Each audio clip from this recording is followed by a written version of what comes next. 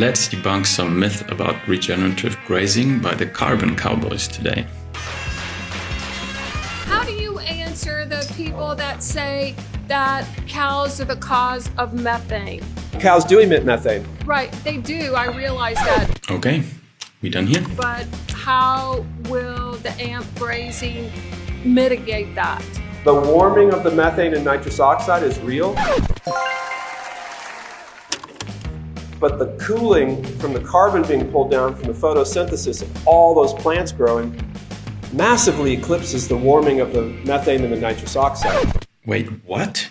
How is it supposed to work out? We are talking about two of the most powerful greenhouse gases here. Over the course of 10 years, methane is at least 100 times more powerful at warming the atmosphere than CO2, while nitrous oxide is 270 times more powerful. So that's what I say, it's data. What data? Stop pretending that there is data to support these outrageous claims. Let's take a look at the most comprehensive analysis of data on carbon storage in grazing systems available to us at the moment. According to the Grazed and Confused analysis by the University of Oxford, grazing can offset 20 to 60% of its own emissions in the best case scenario.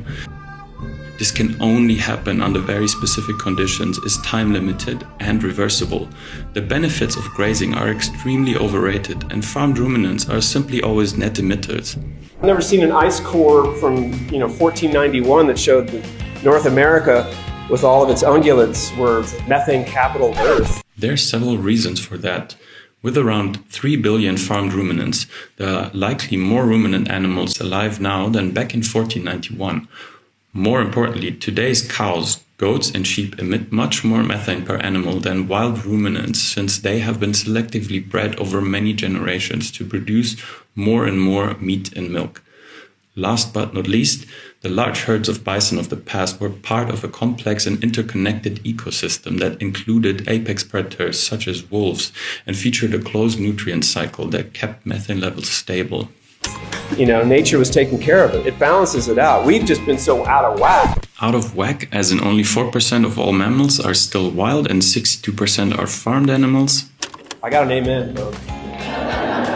I don't usually get those. I wonder why. So thank you. That made my day.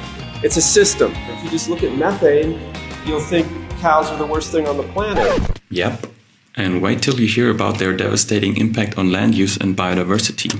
But if you look at the whole system, you'll realize that regeneratively grazed cattle can be a huge solution.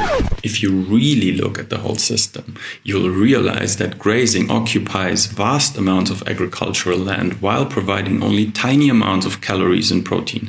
It's extremely inefficient and absolutely not scalable. More grazing would mean even more methane emissions, a rapid reduction of the number of farmed ruminants, as well as giving back the freed up land to nature are the real solutions here. And so that's what I say. It's so logical. No. Unless you're not advocating for a major reduction of animal agriculture in the first place, there's absolutely nothing logical about this. It's logical to everybody, except for the people who've made a career saying this can't be. Right. Want to talk about the people who've made a career greenwashing the meat and dairy industry or selling dodgy carbon credits?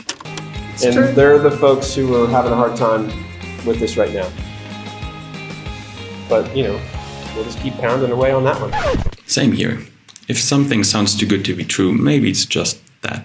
Not true. Don't be fooled by this type of disinformation. Regenerative grazing is nothing but a greenwashing scam pushed by the meat and dairy industry. Let us know your thoughts on this in the comments and whether you think we should do more debunking videos like this.